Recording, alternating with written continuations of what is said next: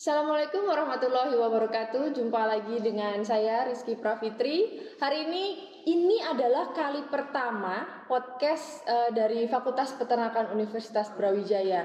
Podcast ini kami buat khusus untuk memberikan informasi tentang isu-isu atau menjawab isu-isu di dunia peternakan. Dan kami menghadirkan langsung ahlinya untuk menjawab pertanyaan-pertanyaan yang telah disampaikan oleh peternak. Pada hari ini kita beruntung sekali, kita kedatangan tamu yang sangat spesial. Kita punya Profesor Dr. Insinyur Trinil Susilawati MS IPU Asian Eng. Selamat datang Ibu di podcast kami, dan ya, Ibu adalah bintang tamu pertama pada podcast kami. Terima kasih atas kesediaan waktunya. Karena beliau ini adalah ahli di bidang reproduksi ternak, maka kita hari ini akan membahas tentang penyebab kegagalan inseminasi buatan, Ibu. Hal ini sudah banyak sekali ditemui atau ditanyakan oleh peternak-peternak. Kita berhasil merangkum video dari peternak-peternak. Mungkin saya bisa tunjukkan kepada Ibu beberapa video yang sudah kami miliki. Kalau sebelumnya, kalau yang ini sudah, yang lainnya, yang ini sudah IB keberapa yang kemarin itu? Ini yang kedua kali. Yang kedua kali. Iya. Oh, okay. Jadi untuk yang di IB, yang kemarin yang di IB itu sudah berapa kali di IB, Pak? Sebelum itu sudah 2 kali. Sampai bunting itu?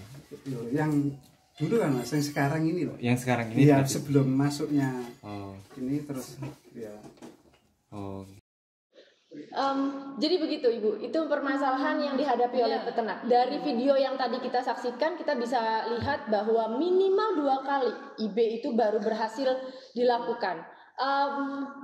Bahkan ada yang 3, 4, bahkan sampai 5 kali. Dan kita tahu bahwa kegagalan 1 kali IB itu artinya adalah cost bagi peternak. Bayangkan kalau kegagalan itu sampai 5 kali, berapa kerugian yang diderita oleh peternak. Oleh karena itu saya pada hari ini memiliki kesempatan untuk bertanya langsung kepada ahlinya. Kira-kira apa Bu yang menyebabkan inseminasi buatan itu tidak berhasil? Iya. Jadi inseminasi buatan itu tidak berhasil, ada 3 faktor besar Mbak yang berpengaruh, yaitu yang pertama adalah kualitas semennya sendiri, kemudian yang kedua adalah sapinya, jadi fisiologi dari sapinya, dan yang ketiga adalah SDM, dalam hal ini adalah peternaknya dan juga inseminatornya. Jadi tidak bisa salah satu saja, tapi memang 3-tiganya itu harus diperbaiki. Baik. Jadi itu supaya bisa berhasil IB-nya. Baik. Ibu tadi mention ada 3 penyebab kegagalan inseminasi buatan. Yang pertama dari kualitas semennya. Semen seperti apa Bu yang menentukan bahwa IB ini mungkin lebih besar keberhasilannya? Dengan kualitas semen seperti apa? Ya, kualitas semen itu yang terpenting dalam hal ini adalah motilitas progresif. Nah, motilitas progresif itu adalah yang bergerak maju. Karena nanti kan harus ketemu dengan oosit, sel telurnya. Jadi dia harus yang bergerak maju. Kemudian yang kedua adalah konsentrasinya. Jadi konsentrasi dan motilitas progresif inilah yang disebut dengan total spermatozoa yang motil. Itu harus jumlahnya 10 juta. Oleh sebab itu maka ada SNI-nya Mbak. SNI-nya adalah harus 25 juta di dalam straw dengan motilitas minimal 40%. Minimal 40% mortalitas. Iya. Tapi bagaimana menurut Ibu tentang semen yang saat ini diterima oleh peternak? Karena rasanya peternak akan sulit ya ngecek begitu straw dia dapat itu bisa tahu ini mortalitas sekian persen dengan kualitas seperti itu. Bagaimana peternak mengetahui bahwa pertanyaan saya, apakah semen yang beredar pada saat ini di peternak itu sudah memenuhi standar tersebut?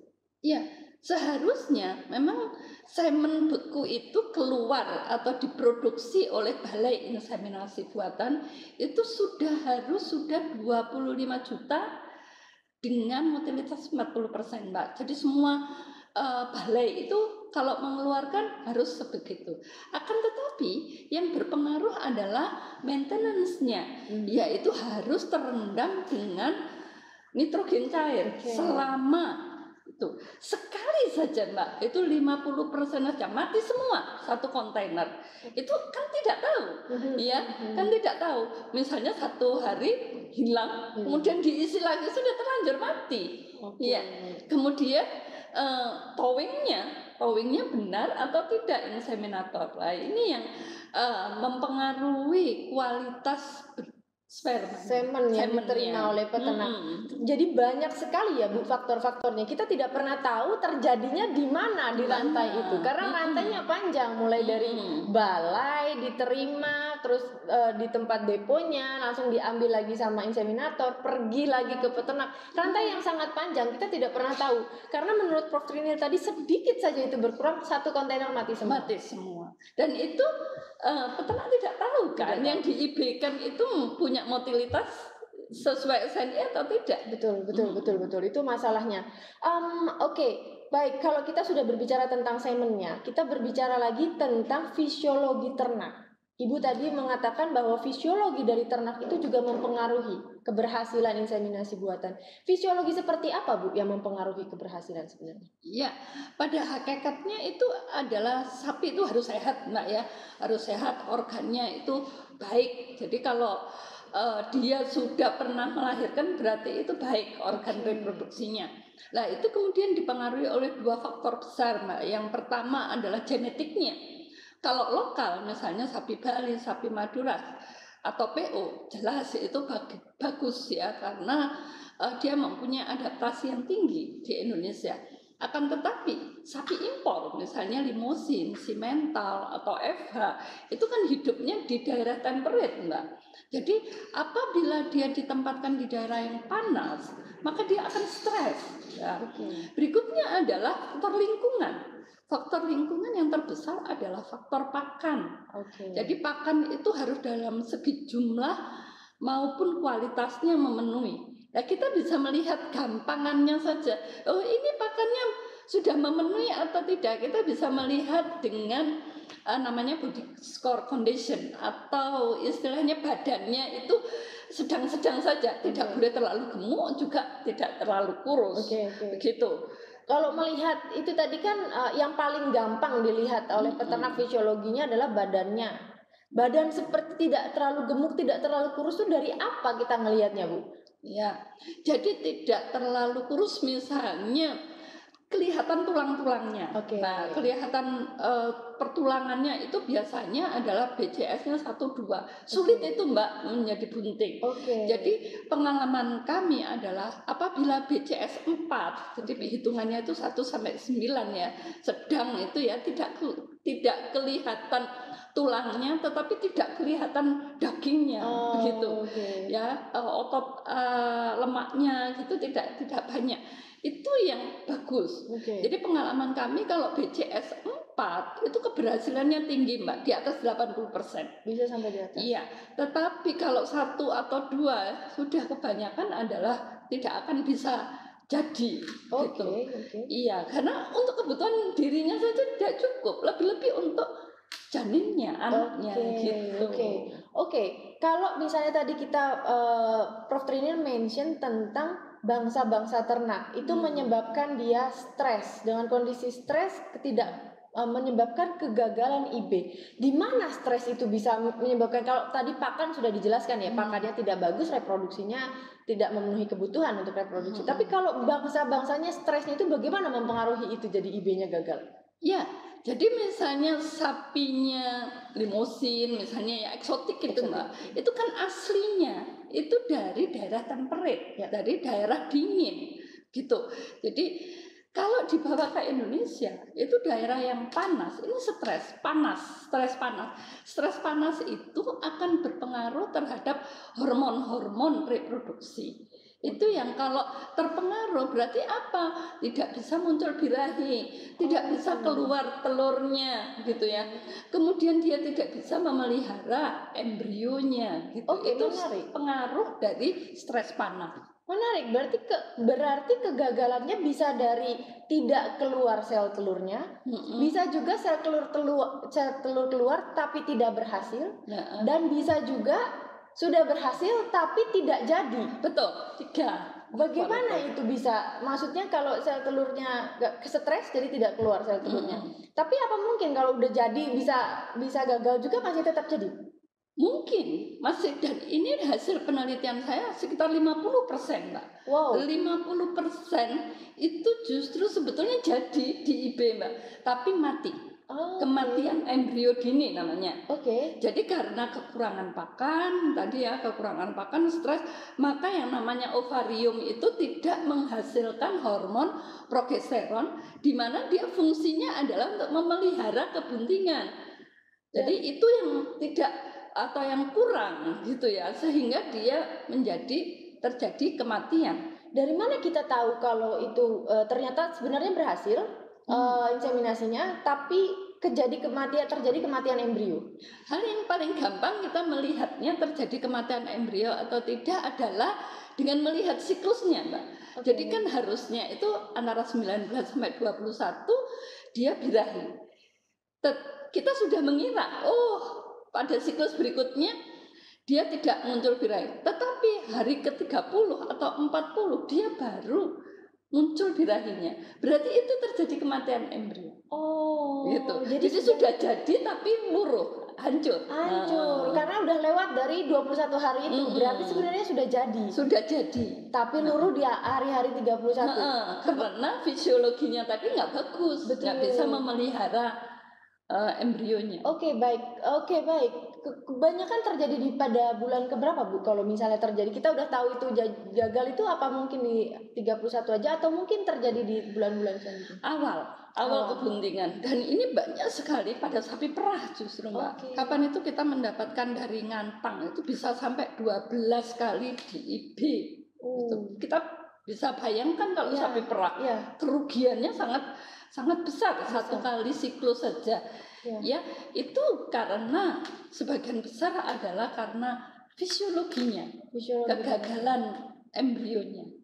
Baik. Informasi karena kalau pada sapi perah itu kan pakannya tidak hanya untuk dirinya, tapi untuk menghasilkan susu juga. Jadi kebutuhan pakan ini sangat besar. Tidak tercukupi maka embrionya yang mati. Kalah. Ya, baik.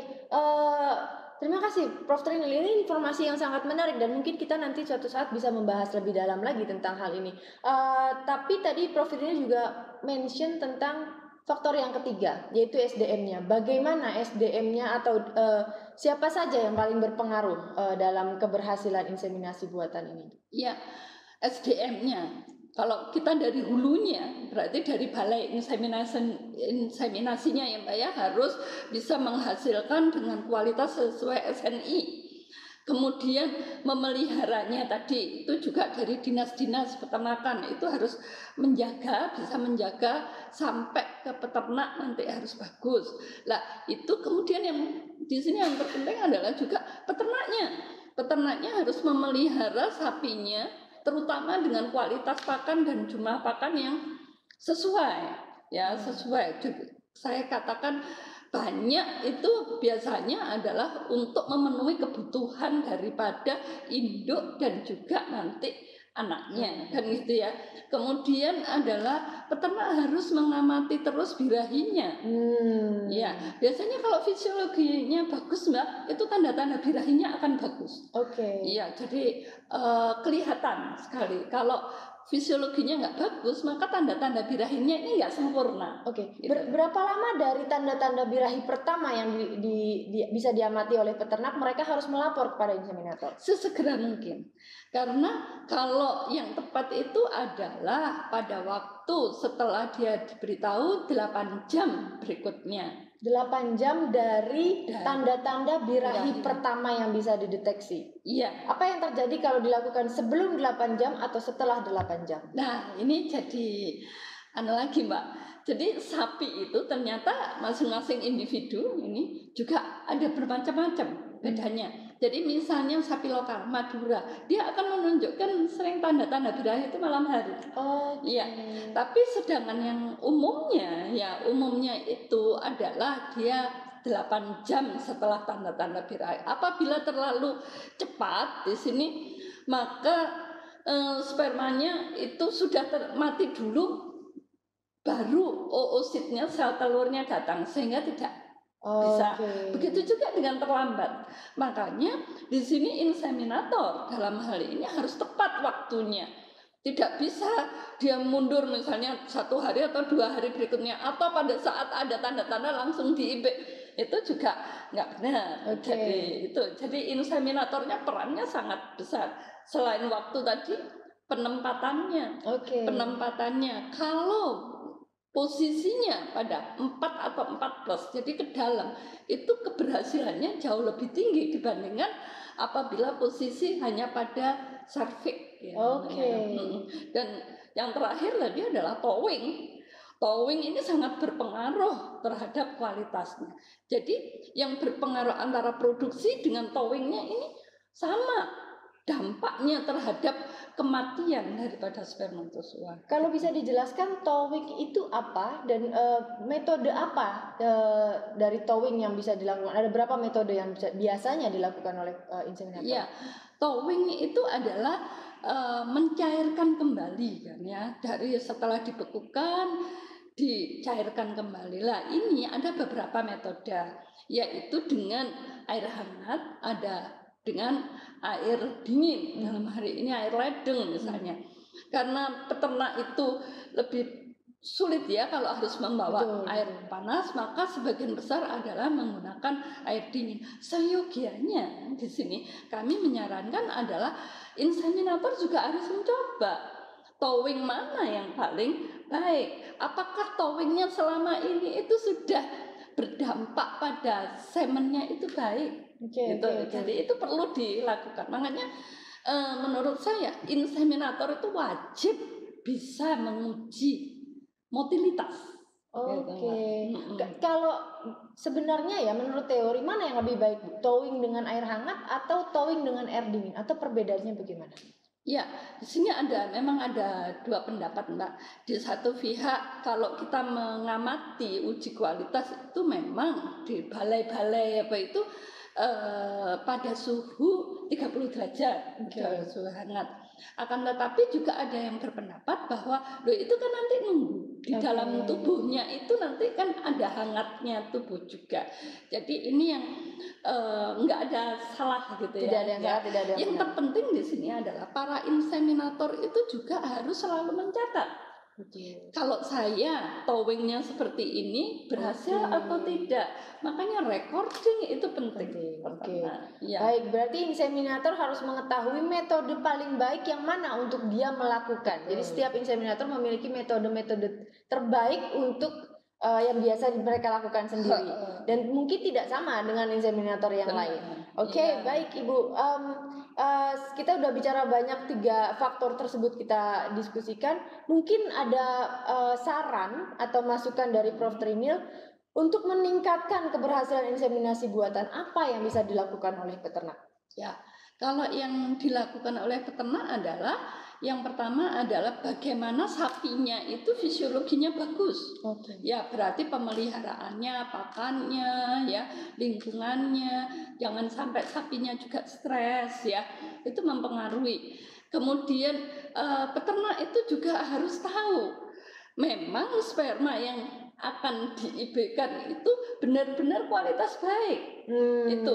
Jadi untuk itu maka inseminator itu mempunyai kewajiban untuk melakukan uji pada waktu dia mengambil dari dinas misalnya atau koperasi.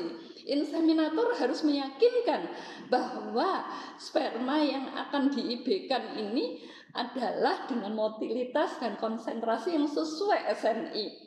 Ya, sehingga peternak punya hak, Mbak. Boleh bertanya. Memang benar nggak ini kualitasnya bagus? Itu haknya peternak karena peternak membayar. Dan apabila rugi, peternak rugi yang adalah paling perugi. mendapatkan dampaknya. Iya betul, saya setuju karena pada dasarnya yang akan paling menerima dampaknya dari keberhasilan inseminasi buatan ini adalah peternak karena satu kali kegagalan inseminasi buatan artinya adalah cost buat mereka untuk Betul. memelihara sampai dengan Jangan periode sampai itu cuma oh ya nasib memang tidak jadi. Lah inilah pentingnya peternak itu mengetahui. betul Ya, mudah-mudahan mengetahui sehingga oh penyebabnya apa saja. Betul, Sehingga itu yang supaya sapi itu bisa beranak setiap tahun 1 kali. betul. Dan inilah pentingnya, mudah-mudahan informasi yang kita diskusikan pada hari ini bisa memberikan informasi kepada banyak orang, kepada peternak. Tadi banyak sekali yang sudah di-mention oleh Prof. Trinil, kepada peternak, inseminator, dinas, balai, dan orang-orang stakeholder terkait dalam keberhasilan inseminasi buatan di Indonesia ini. Mudah-mudahan semua mendapat manfaatnya dari diskusi kita pada hari ini. Dan bagi Anda yang memiliki pertanyaan khususnya tentang reproduksi bisa menuliskan di bawah ini, atau jika Anda memiliki pertanyaan-pertanyaan lain yang berkaitan dengan usaha di bidang peternakan, silahkan Anda tuliskan di kolom komentar. Kami akan berusaha untuk mencarikan ahli-ahli untuk menjawab pertanyaan-pertanyaan Anda, sehingga harapannya kita dapat bekerja sama Fakultas Peternakan Universitas Brawijaya dapat memberikan kontribusi yang nyata dalam memecahkan masalah-masalah khususnya di bidang peternakan di Indonesia. Saya rasa begitu Prof. Trinil diskusi kita pada hari ini. Terima kasih banyak Mbak Kiki. atas kesediaannya menjawab pertanyaan dari saya, dan mudah-mudahan kita bisa bertemu lagi di podcast selanjutnya. Baik, saya rasa sekian acara kita pada hari ini. Kita bertemu di podcast selanjutnya. Wassalamualaikum warahmatullahi wabarakatuh.